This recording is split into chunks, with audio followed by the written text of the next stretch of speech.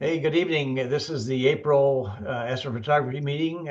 We got a fairly light agenda, but we got some good stuff. So, as usual, we start off by asking anybody have any questions of our cadre of experts here that we can address, particularly if any new folks. I think most of the people here online are. I was curious why John Holderman said he was shooting through a pane glass window. Yeah, I saw that today. So I want to hear that. What was I was No, want to hear that one. no, it was my 9 1/4 sitting on the back patio, and it's struggling with the dew on the corrector. Even though I got the dew shield on the front, it starts out okay, but over the night it'll slowly build up. So when I looked at it this morning, it was completely frosted over. I mean, I couldn't even see anything inside. It was that bad. And I shot what I have in my background now. I shot that between 3:15 to 5 a.m. this morning. And that's probably when that thing was fully solid. That's why the first version I posted out there is really haze, got like a big haze over it, and then I was able to clean that out.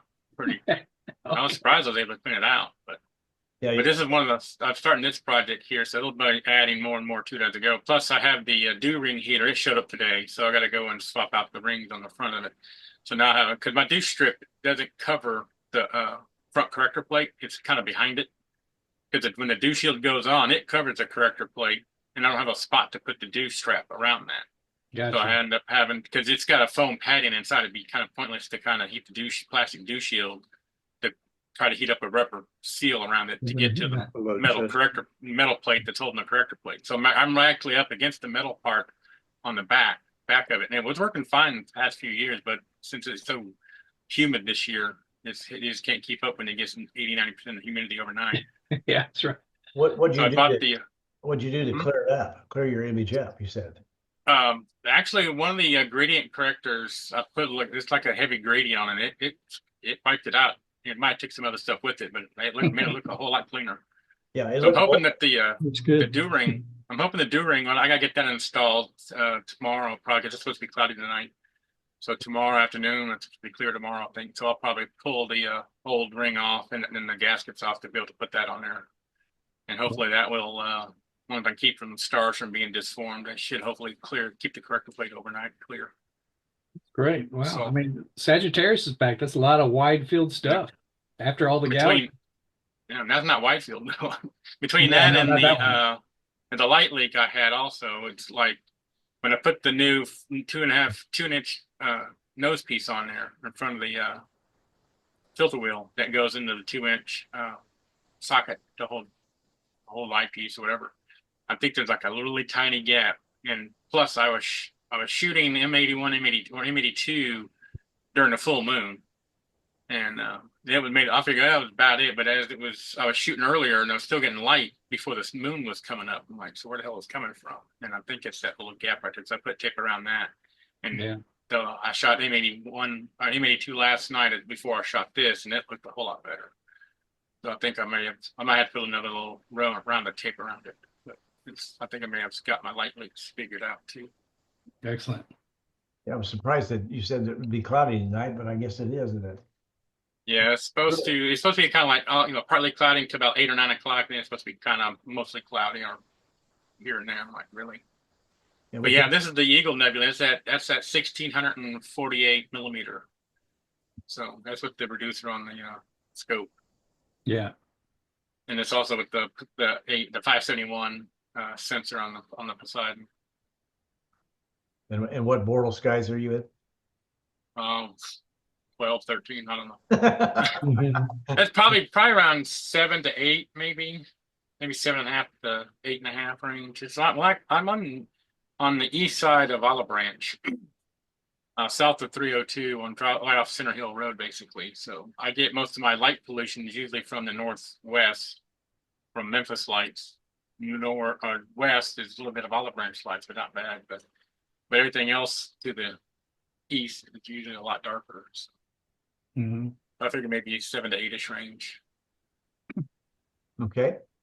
Any other questions for our experts, particularly the new folks? So we have some new folks here tonight. Any questions at all for that matter? Okay, well, we'll go ahead and start the agenda. Next on the agenda is Ethan went to NEAF, and we're all jealous of that. So I'll let you can take over. You should be able All right. to shoot Let's the see. screen.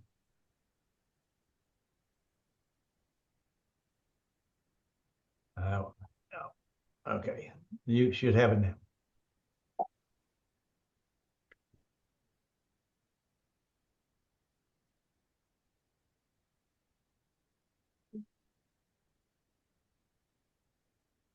All right. Can y'all see that? Yep. All right. So yeah, as Meryl just mentioned, I went to NEAF 2025. So for those of you not familiar with NEAF, it is the Northeast Astronomy Forum. It's hosted by the Rockland Astronomy Club and held at the Rockland Community College in Suffern, New York. It's the world's largest astronomy and space expo, and as far as I know, I think it's always held in that same location, um, typically. But and there was a picture that I took when I first entered the gymnasium where it's held. Talking with some of the people there, I think it was a little bit smaller this past year, especially with Orion and Meade no longer being companies and being defunct now. But I think they still had a pretty good turnout. Let's see. So explain, I guess, a little bit more what NEAF is. I took this straight from their website. NEAF is the world's preeminent symposium for award-winning talks, workshops, classes, and conferences. They have an annual gathering of more than 4,000 professionals, amateurs, and space astronomy enthusiasts all coming together to share interest and passions. It brings over 120 vendors and exhibitors from around the world representing every major manufacturer and dealer in the business, which also makes it one of the largest trade shows and collaborative venues of its kind in the world, not to mention an enthusiast shopping paradise. And that is absolutely true. They have a lot of good deals going on, especially with, the tariffs and everything kind of making the market a little bit unpredictable right now. If you were there and you had cash on hand, you could snag up some pretty good prices on a lot of items. Uh, Stuff that I would see used prices. You could get new stuff for basically used prices. So it was pretty nice. Wow. All right. So we'll just kind of dive into some of the pictures I took while I was there, stopping at different booths. Stopped by Dwarf Labs, Explorer Scientific, Celestron. Got to see the new Rasa 6, which is pretty neat, especially if you're looking for a very fast wide field astrograph. That's a little bit easier to transport compared to like a 8-inch. I think it would be a pretty neat package, especially with these smaller cameras that they're offering that are very cost effective, like the 585 and stuff. Forgive my ignorance. What's RASA? That is a Roe Ackerman something something something astrograph, I think. Uh, but basically, it's the same thing as what you see people doing with their Edge HDs and doing the Hyperstar. Oh, okay. Except for this was the RASAs were specifically designed for that.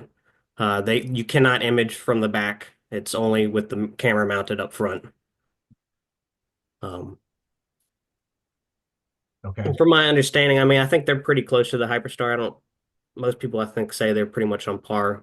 But the RASAs, I think, since they were specifically designed to function in that manner, they tend to have a little bit better field correction, maybe, and maybe a little bit better field illumination.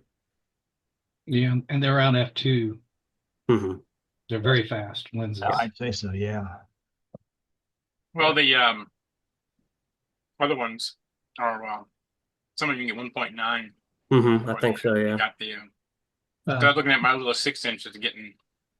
I can't even think of the name of it. Now you just said it. To put it on the front to be able to. I think I can get put to that 1.9 in like 250 millimeter.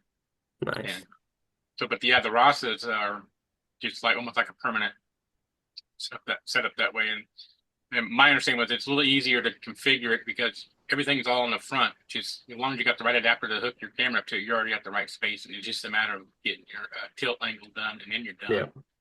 Whereas on the other one, it's a lot more fiddly because you got to worry about taking out your secondary, putting your other one, putting another back on. And then you got to worry about all the tilt and stuff, and then you got to look at all the collimation and all that stuff. Whereas brass is almost inside of the box as to go. I like the sticks. When they introduced the sticks, I was like, "Ooh, that looks good. I think I might get that. Make it pretty portable." Yeah, I think it's a pretty neat. Cool. So let's see. And then here's stopping by some of the ZWO stuff. They introduced several new products. Move this to the other side.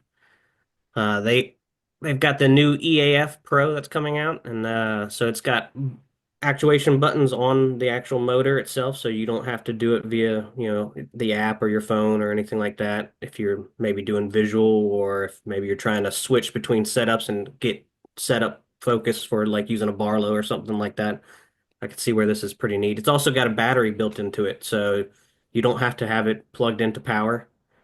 So for certain, use cases, I think that's pretty neat features. They also had the new CAA that a few of y'all have already received, I guess, or gotten on display. And then some of the new cameras that they've got coming out are the new ASI Air 585 MC Air, I think is what it is. Yeah. And then they got the new 2600 MC MM Airs as well. And then they also announced, I guess, their C-Star S30 Pro. So it's going to have a lot more feature set. I've got a little sheet I can read off of some of the details on that. So it's going to use the new 585 sensor. So that's very popular. It's a backlit illuminated sensor, no amp glow. It's got better read, I think, the transmission kind of, or whatever, the pickup sensitivity for different wavelengths is better than like the 2600 series and 533 series. So for certain wavelengths, it might be a little bit better. Of course, it's a much smaller sensor and tinier pixels, so you don't get the field of view and other things. But and it's a quadruplet compared to the triplet compared to the plain S30. So it looks like it's going to be a pretty cool package, and of course they've introduced the equatorial mode for all of their C-Star variants. So I know that was one complaint a lot of people had, and I think that will definitely step up the usability of these little grab and go smart telescopes. All right, and then moving kind of over to the other side of the screen, we got stuff from Skywatcher. This first one, kind of in the middle and large, is a prototype. It's actually the Helios 100 millimeter. So they introduced their Helios 76, I believe, which is an echelon, I think it has. I guess it's an echelon type of solar scope. I think it's just a single stack, not a double or anything like that.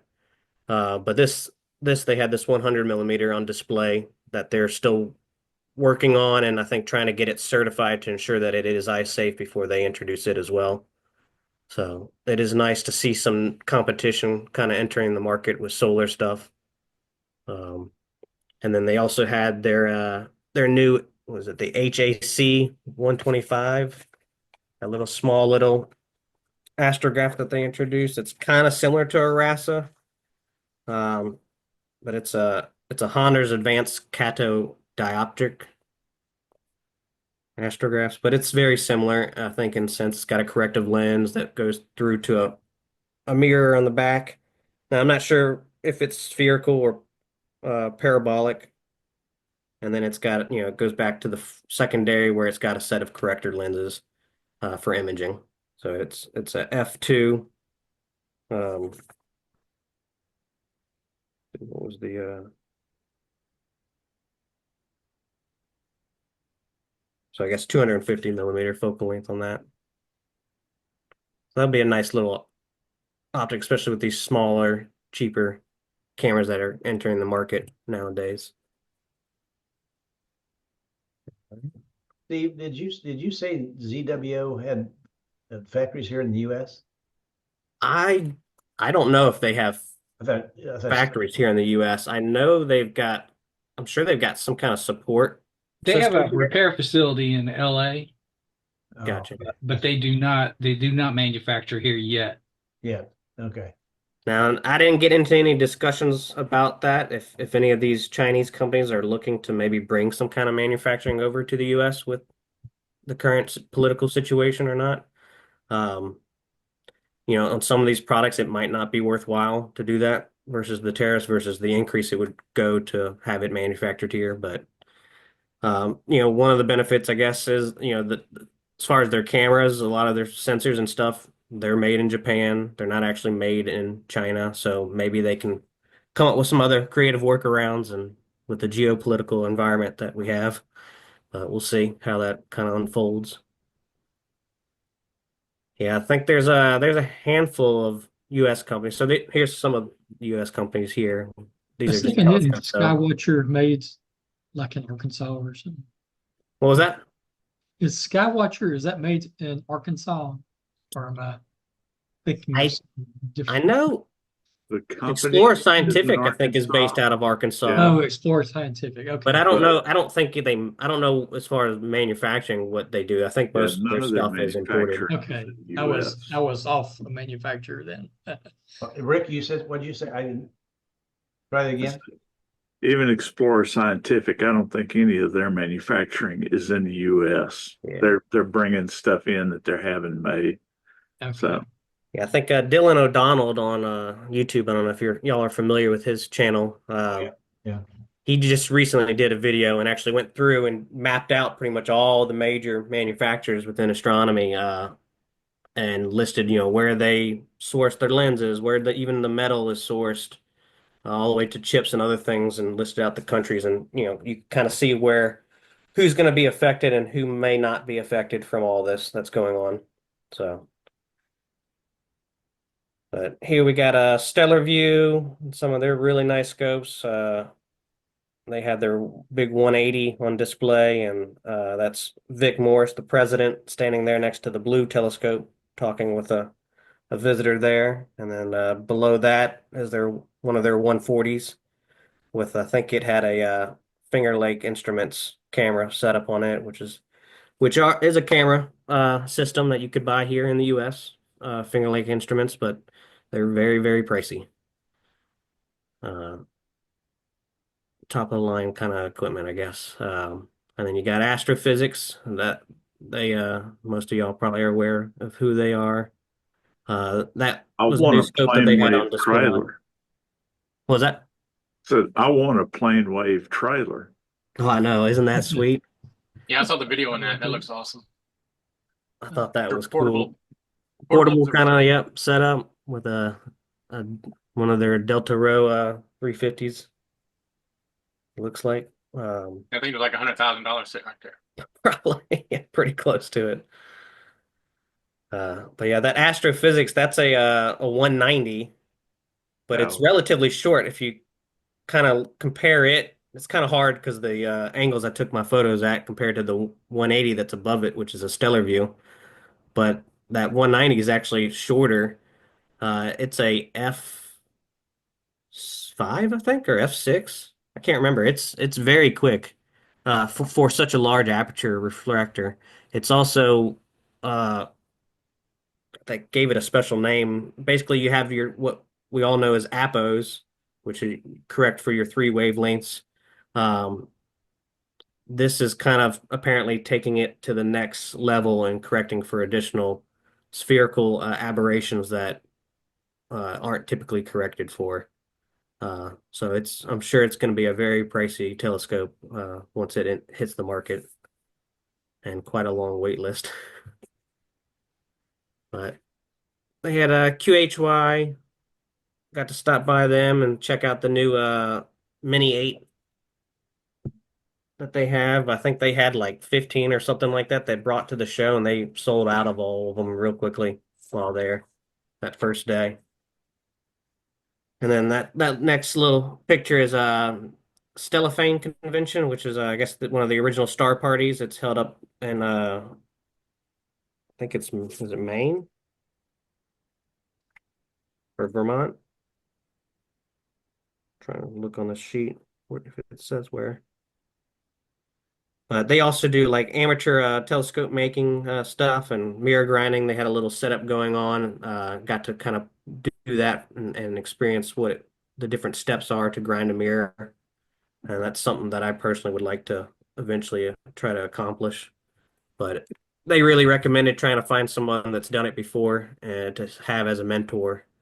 So I'm not sure if anyone in this group has ever done anything like that. When you get ready to, I have all the materials you need to do it. All right. Compounds, the grinding stuff. I think I've got some 8-inch blanks. Uh, Neat. Yeah, I really would like to try to make my own just 8-inch visual, basically, telescope I to kind have of the complement stuff. my 8-inch photographic one that I've been working on. All right. Then they had a bunch of smaller companies too, like Deep Sky Dad. They make 3D printed flat panels. Chatted with them. They had a little discount code going on during the show. There's this Applied Surface Technologies. And so it's the same. I don't know if y'all seen those videos of the Vera Rubin, the new LSST camera and all, and the mirrors getting cleaned with CO2. So this company makes those systems, and he said I think for their cheapest system it's around like 1,300 or so. So it's not very cost effective for individual, but might be something the club could look at getting. Now what, tell Kinda me, neat. what is it? So that's CO2 cleaning, like of optics. Um, let's see if I've got a sheet. Why would I buy that when I have a Rick Honey who can clean it? What was that? Well, yeah, I'd like to see how it works. I mean, that makes, Basically, it uses CO2 somehow. Kind of like you know how we in our Slack channel they brought up the using the air duster can, and it was kind of recommended not to use that because there might be some solvents and other things in there. But this is a method that is very effective at removing surface dust without, causing any damage to like your mirror coatings or lens I have a coatings. solution to that. Because I have used compressed air cans forever. And of course, you've got to be really careful, especially when they're near full, to keep from shooting some of the actual liquid out the nozzle instead of the decompressed, the compressed air or the whatever it is. And you're right. I've gotten a solvent on a mirror before, and it took forever to get it cleaned off. It's a pain in the butt. The CO2 cleaning, I don't know a lot about it, but it's basically liquid carbon dioxide, and it doesn't do what these other compressed air things do, but it's a lot more expensive. Mhm. However, the compressed air thing, watch my video, Oh yeah, I've seen a lot of videos on those. there's a bunch of these on Amazon, and how you pick which one, I don't know. When I bought this one, it was rated pretty high. It was about $80, but I will tell you, this thing blows harder than those cans of air do, with a whole lot more volume of air. Uh, and they're just, I'm not going to profess a brand, but it solves all the problems. It'll blow away your water spots. Oh yeah. that's the problem.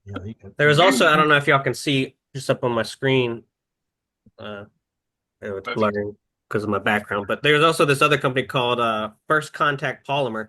So they make like a liquid polymer that you actually pour on your lens or mirror and you let it dry. And once it dries, you peel it off and it will take any debris and anything off of it, the surface. So I thought that was kind of neat too. Even on a mirror? Yep, even on mirrors. I'm not sure. I I want to see them do that once before I trust it to my front surface mirrors. But Does that, Rick, does that compressed air, does that work on the refractor also? That's I right. believe so. Yeah, I think you can use it to basically clean any kind of optics, and not cause damage essentially. Then it looks like they had some Pegasus Astro stopped by some of their stuff. They had their little their electronic eyepiece out. That was kind of cool. And then it looks like they might be bringing a flat panel to market as well. And then this company right here off to the left side of the screen is called, I think it's Boucher Labs. And they're looking to actually, it's going to be like kind of almost like a timeshare where you invest in a CubeSat. So you buy, it might be like anywhere from $15 to $3,000, and then you would have access to these CubeSat telescopes that they're planning to try to launch with some kind of constellation of them. And then you would be able to access these telescopes to gather data. So it's kind of pretty cool. I mean, it's Yeah. certainly something. And so I think they're Right. trying to get to the forefront of maybe that being something in the future. Maybe That they'll launch it with the Rhodes College Yeah. CubeSat that's coming up pretty soon. Yeah. it I've is. heard about this constellation of CubeSat telescopes. I'm not sure it's been tested yet, so I'd wait a while before I invest. Yeah. It's kind of a neat concept because I think we all would love to take like a Rokinon 135 and throw it in space. That's right. Let's see. All right. So at the beginning, I explained, there's also all these conferences and talks besides just the trade show going on. I didn't catch many of the talks. However, I did catch two. One being from Robert Hoot Gibson, who was a NASA astronaut for several space shuttle missions. And then Eileen Collins, who was one of the first female shuttle commanders. And so listening to their talks was very interesting and fun, and hearing their stories and life and career, kind of all that was very neat.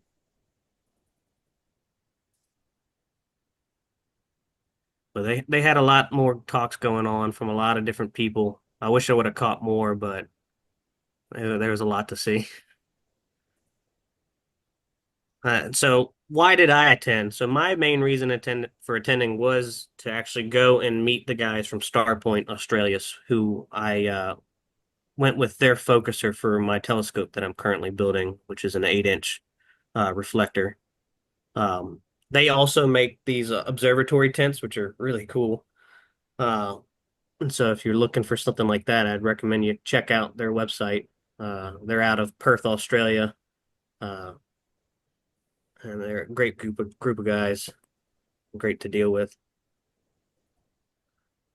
Well, then we also did a little bit of outreach. So since I had notified on the Slack channel that I was going and attending, Steve and Meryl and Rick and all kind of reached out, and we kind of made up these little flyers to kind of pass out while I was there. And as I went around to different booths, to Teleview and Daystar and all kinds of different companies, I handed these out as I was talking with different people. I don't know how effective this is going to be with trying to gain anything. To be honest, everyone that was, that had a booth, that was a vendor there, was tremendously busy. Right. And so whether they still have this card or if they even remember it, I do not know. So I think maybe some of our best options might be to try to start following up with some of these companies and reaching out through some of their emails or through some of the business cards that I happen to have gotten, and just doing a follow-up email kind of campaign to reach back out and kind of strike up some of these conversations and get them going again, Right. jog their memories. So, because I know some of them definitely seemed like they were interested in some kind of support to some extent, whether it's donations for scholarship or the scholarship program, or even maybe potential discounts or something like that going forward. Also got to talk with Gracie or Grace from Dwarf Labs and some of the people that y'all had already been in communication with prior to me going, so that was good. Steve, do you want to spend a minute or two what the purpose of the scholarships are? Yeah, well, I mean, this is board thing that has not been decided, but we're thinking for, young people who join the society, and it would be great if we hand them a new telescope, modern. And I was trying to work with Ethan and these are OEM manufacturers. I sent out quite a few queries just to give us some substantial discounts so that our society with the money can purchase these and award. This is like Merrill, Rick, and I, and everybody on the board needs to discuss this, but so we can just hand out a telescope or uh, a Pix Insight. Pay for a Pix Insight package for somebody. So we got a lot of work to do to iron out what we're going to do with it. But and our charter and our mission says to be education and promote the science. So that'd be a nice thing we could do. Yeah, we're trying to jumpstart particularly the new people coming on to get started and take off and with a little financial assistance. And this is Steve's idea of trying to get the vendors to help us along as well. Which is a long shot. I told Ethan he's probably not going to be successful, but he's talking to human beings with names. They know each other's names. So Dwarf Labs has already agreed to 20% discount for our fund if I bought it there. So, but I think I think I'll be able to work her a little bit and maybe get a discount for that. And what's the name of the scholarship? Merrill, I think I'm going to let you decide that. I think it's a perfect name. I did not come up with it. I didn't either. We've been talking this idea for a month or two, and so I just typed into Grok and said, "Here's what I want to accomplish. Give me the program," and it came back with a really pretty elaborate how to do this, and it's called the Rising Star Scholarship. So okay.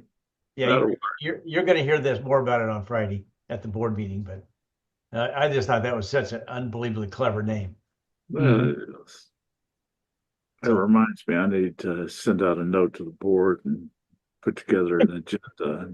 Yeah, the meetings kind of sneak up on you once a month, don't they? That's right. I swear. Okay, either way, I'm sorry for interrupting, but No, that's no problem. I mean, this is kind of getting to my closing thoughts. So, on top of it was my first time going to New York, so I also got to kind of visit the city and go check out the Statue of Liberty while I was there, which was nice. And then, yeah, if y'all have any other questions or anything y'all want to discuss. Did you go to Mount Fuji's? Where? Mount Fuji. I It's a guess not. Japanese steakhouse right there in Suffern. It's up on top of the mountain. I've been there multiple times. When I lived up in New York, I've been there a few times. It's nice. Ah, no, I did not. If you like a Japanese steakhouse, that's one to go to. I do. I was wanting to go get sushi or something one night, but I ended up going to some different pizza places and bars instead. Yeah, they have a guy one of the guys up there. I think one of the managers. He dresses up like an old samurai with glasses, and he'll come around. If it's your birthday, he'll grab your arms and they'll start singing "Happy Birthday." He's trying to like embarrass the hell out of you, but it's a fun experience.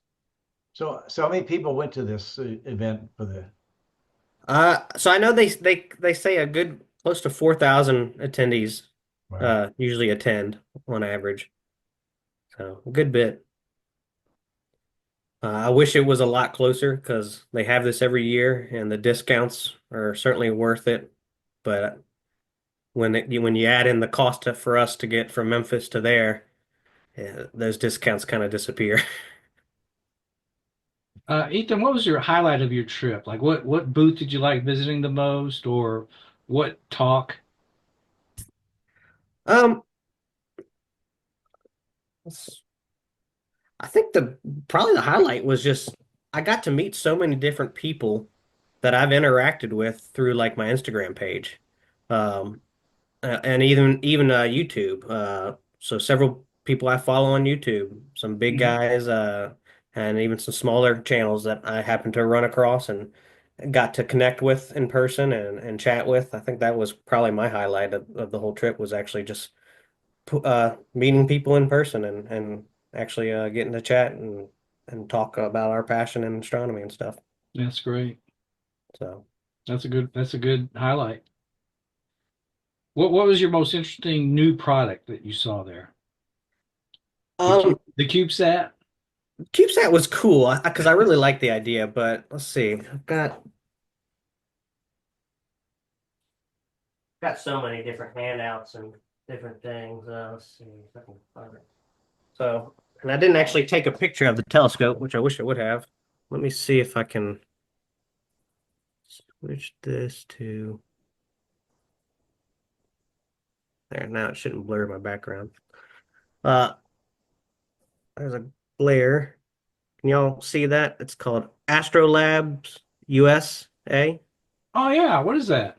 And so they make these portable Dobsonian telescopes, and it's actually fully airline transportable. And this was a 12-inch, I believe, or 12 and a half inch. Why So don't it you, fully packs down why into don't a you stop, case. stop sharing? That way it'll be a bigger picture for us. Okay, yeah. Let's see.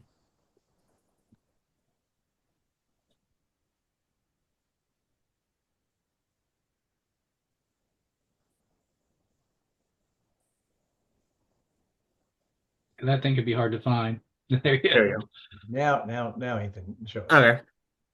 I don't know if There you go. well, that glare is going through, but yeah, I thought this was just a really cool product. I know that apparently they've secured their mirrors are going to be sourced from Zambuto, so it's a premium telescope. It ain't something that's, necessarily a cheap item, but I really like the idea of it being so compact, even to the point where you could fly with this, such a large, 12-inch Dob, if you wanted to take a trip, to the Southern Hemisphere or something like that.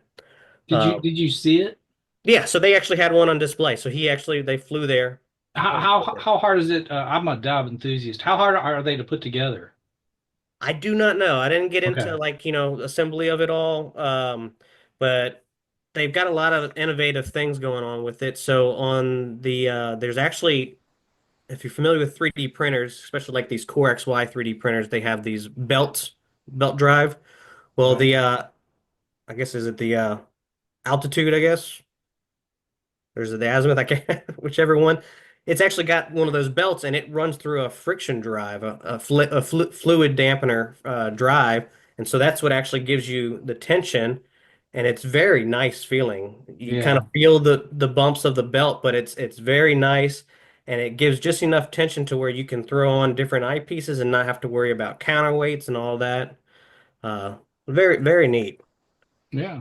Because whenever I get around to building my own Dob or my own visual telescope, I'm thinking of trying to make it somewhat transportable in this fashion, something that I could take with me potentially. What was the name of it again? It is Astrolabs-USA, uh, How do they spell labs? LABS. Okay. Yeah. I put a link in the comments. Ah, okay. Yeah, that's it.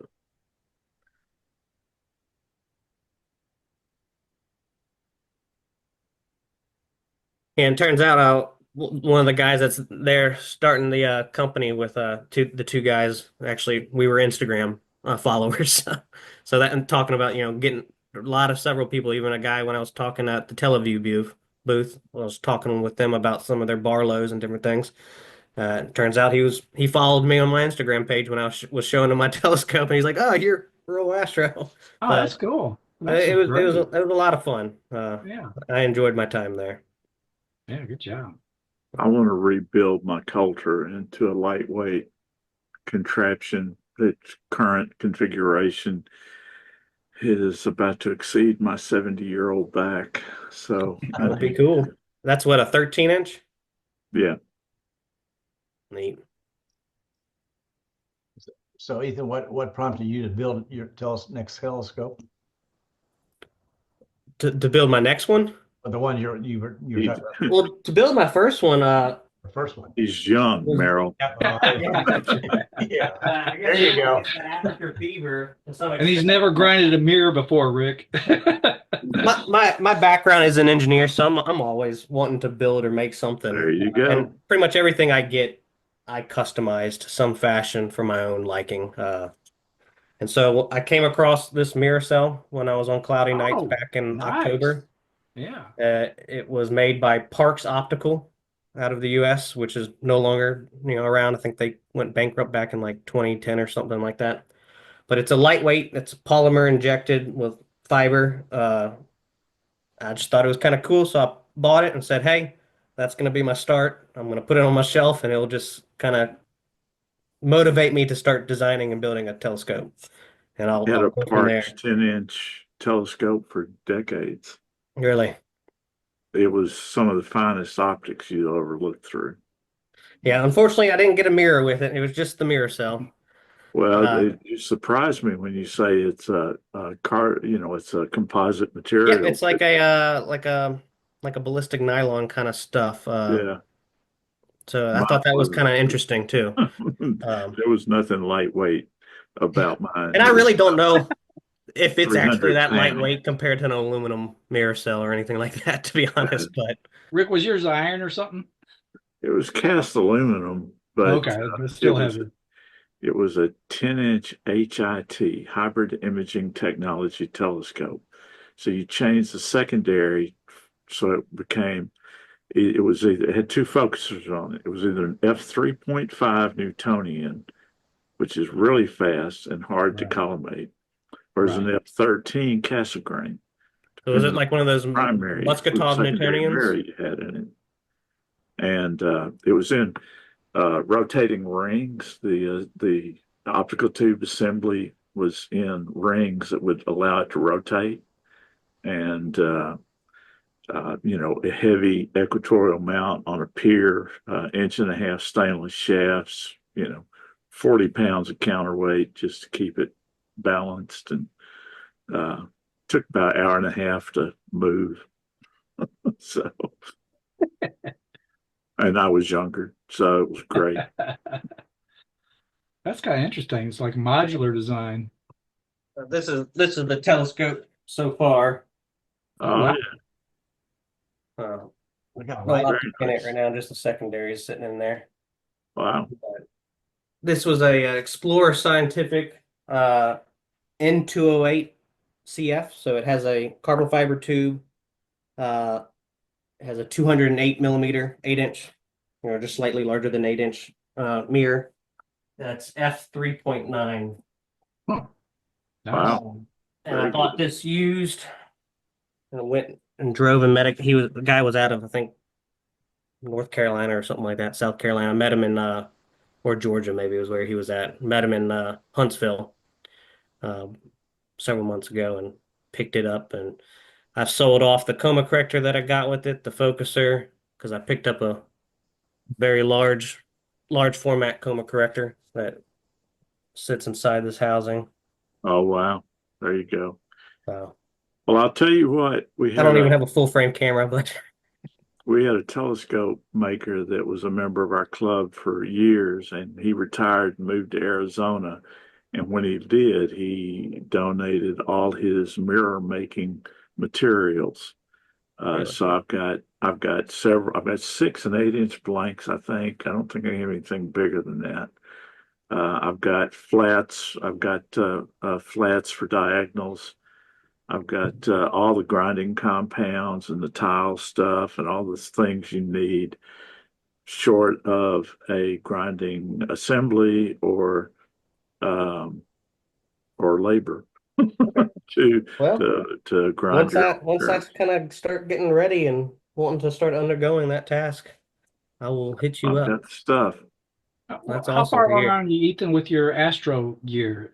So I basically all I've got to do is design uh the end cap to support that mirror cell.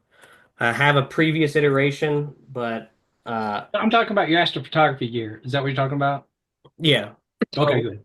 yeah. What So did you don't have the mirror for your astrophotography gear yet, No, I do right? have the mirror. Okay, good. Yeah, so when I bought this telescope, that I bought that telescope to use its mirror and the tube essentially as its guts for this build. Hey, Steve, There it is. Okay, she's gonna love you, Rick. I can't wait to tell her. and it glows in the dark. That's right. Neat. She could have used that at we went to Pinson Mounds. I've got it here for her. Okay.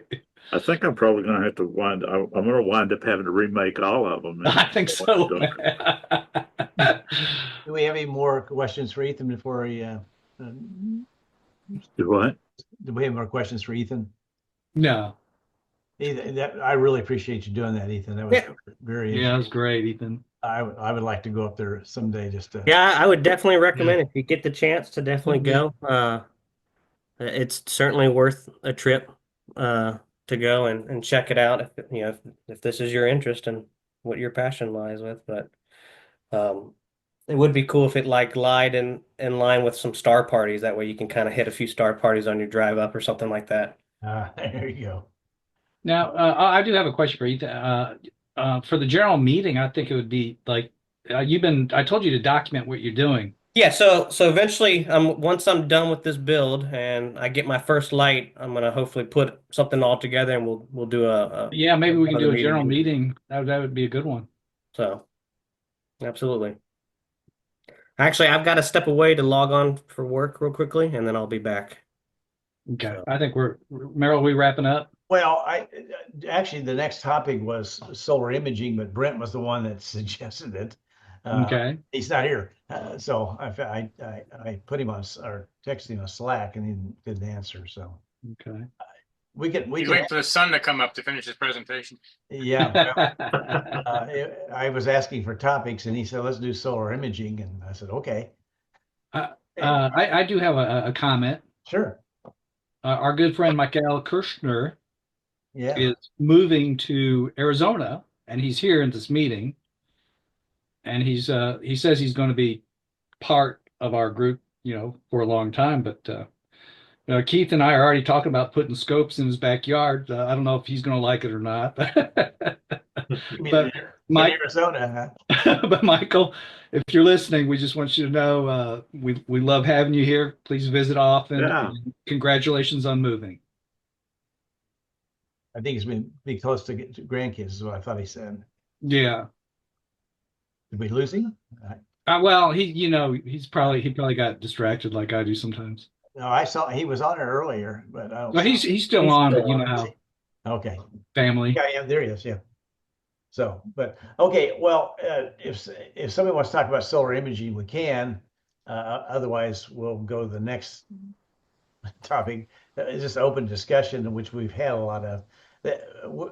For where we are, it seemed like every summer we kind of get into the doldrums, and not a lot of topics. So, what I'd like to do from here until we get some more topics is let me know so we can put them on the agenda. If not, we'll just skip a month. So unless somebody has some other alternatives for the use of our time, I mean, it's always fun to see you guys, but and talk these things, but let's not just create a Zoom meeting to have a Zoom meeting.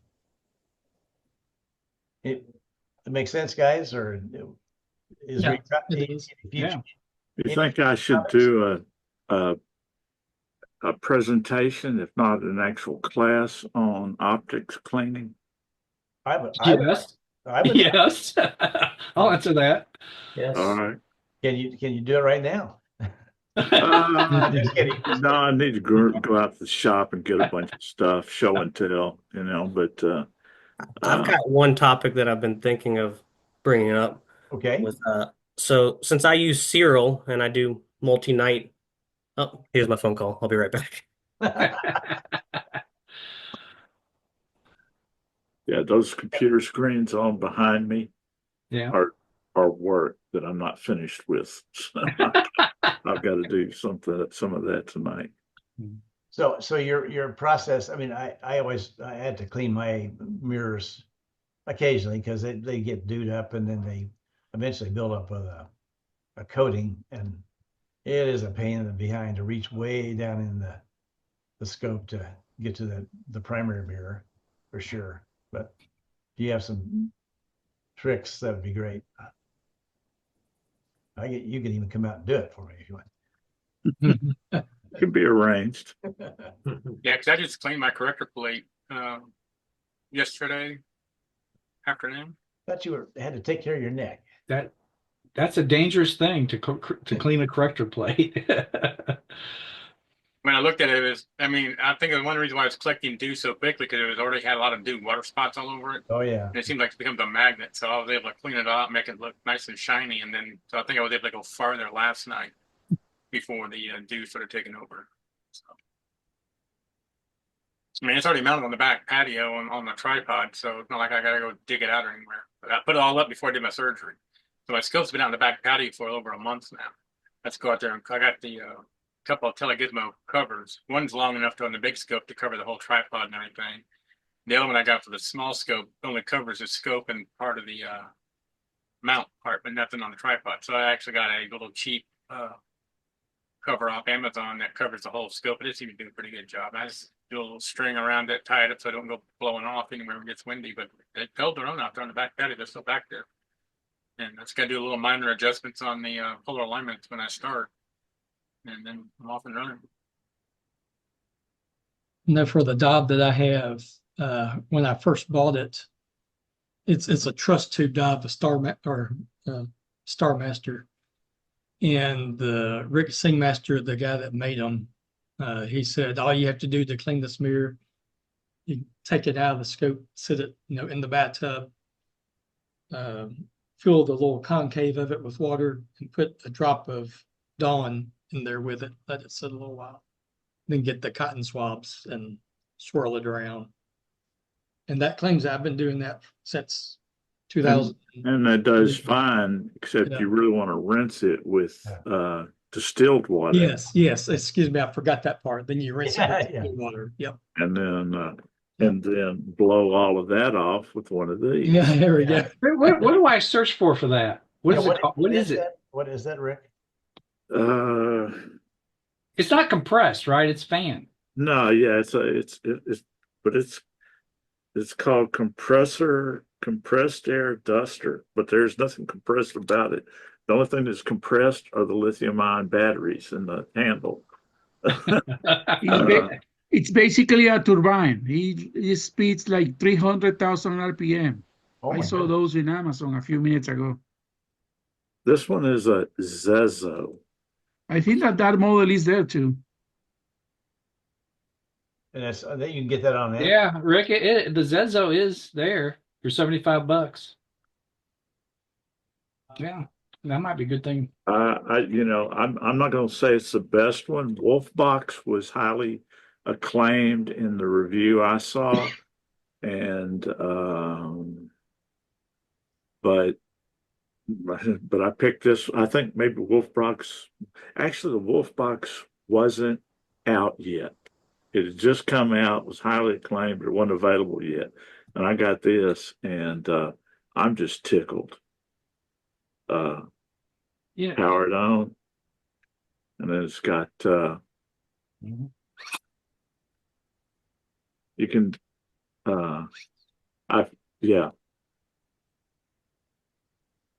you're supposed to be able to control the speed, but you press and hold it and it goes full tilt, and I blow leaves off the car with this thing. Yeah. Plus it's got a nozzle reducer thing on it. I leave it on there all the time. The gap between the hood and the windshield wiper where the leaves collect. It's great Yeah. for cleaning that out. That's a Call great it idea. electric air duster. The wolf box. Interesting. So okay, we got Rick lined up for the next month to do Lynn's mirror cleaning techniques. And how about anything else? I guess Ethan said he had one, but he's Yeah, so as I was saying, since I use Serial and since I usually am doing multi-night imaging, there is this software called Cyrillic, and it's an interface software with Serial to allow you to set up multi-night stacking kind of. So since it is a free software, especially for beginners, I know a lot of people will start with Serial before they may move to Pix and Sight. And I still haven't moved to Pix and Sight. But I think it'd be worthwhile to kind of demonstrate the tool and how useful it is. compared to having to stack each individual night, then taking your calibrated frames and grouping them all in a file and having to rename them so that Serial can recognize it and do all that. It's a big hassle to try to do multi-night like that. So this just basically allows you to plug in, associate all your calibration frames with each session, and then build a script to basically stack that. That's all right. I just shove all mine that's in one folder and let it go. It's Yep. not necessarily a good thing. Well, Yeah, I would really like that to learn that, Ethan, because I'm going to be teaching students and we can't do Pix Insight. Okay. It's just too expensive. Yeah. But No, Serial, Serial's great. It's very powerful. And then when you move into like layer-based editing, there's a lot of free offers for that. I think GIMP being one of the popular ones, if they can't get Photoshop and stuff. well, I look forward to that. so So- tell me the name of it again. Are you willing to do another presentation? Yeah, so this would be for Cyrillic. So Cyril and then IC at the end. I see. Cyrillic. Okay. Okay. All right. Well, we got 2 topics for next month. You know, I can't speak on GIMP. I use Photoshop because I'm able to get it through my job. But even though I don't have a need for Photoshop at my work, somehow we have access to it. well, there you go. Well, you might consider yourself a possible candidate for Rising Star. Because That's right. we are going to have applications that for people can And we'll get your social Fine work. security number and all that stuff. Oh, right? nice. no, we don't. No, we don't. 2 kids. So Hey, Rick, you have me curious about, the cleaning. That cleaning, you clean that mirror on YouTube. It went on a YouTube channel. Do you remember cleaning a 20-inch mirror? Jeremy's, yeah. Yeah. That thing has 2.6 thousand views. That was a very popular video. Wow. Mhm. Cleaning mirrors and cleaning lenses. And lenses, of course, are a lot easier, but fortunately, almost anything but the absolute cheapest lenses all use metal depositing techniques to put the coatings on. There's no actual chemical coatings going on lenses anymore. Mhm. So it's vapor deposit, but which makes them a lot easier to clean, makes them a lot more durable. But the cleaning solution's not magic. The best thing in the world is grain alcohol and distilled water, 50-50 mix. And then I add a couple of drops of photo flow, which reduces the surface tension. And Yeah, it's been around. I've got a quart bottle of photo flows. I've got enough for 10, 15 lifetimes if anybody ever wants to make up their own cleaning solution. And then for mirrors, it's really pretty straightforward. It's just, you want to float the dirt off of the mirror surface. You don't want to rub it in. And then once you do that, it's rinse it with distilled water so you don't get mineral spots as the water dries. And then try to blow as much of it off as you can. So Okay. it's really pretty simple, but it's not something people think about. Front surface mirrors aren't like the mirror in your house. You got a piece of glass keeping you from messing up that finish on the mirror in your house. I added in the chat comment the 2 companies that I saw that did cleaning there at NEAF. That one that does the polymer stuff, photoionic cleaning, I think is their first contact polymer, and then the CO2 clean, their website. Yeah. Okay, cool. I'm gonna look at those. so okay, they're in the chat. Then how do people use those? I mean, how just as a technique for Zoom, it shows up on the video that I render, or how do people get to it other than right? Well, we can throw that on the YouTube description, Meryl. I'll show you how to do that. Yeah, I need to do that because, I mean, there's some good information here tonight that Right. I need to put in on the YouTube. So if I could maybe, yeah, okay, I'll copy it before I make it into an MP4, so. Okay, good, two topics, interesting hour or so that we did here. Anything else before we sign off for tonight? No, but I'm grateful to Ethan. Thank you very much. Yeah, that was Yes. nice. That was really nice. Thank you. Yeah, Happy to thank happy you. to participate. Okay, well, let's call it a night and I'll stop the recording here right now and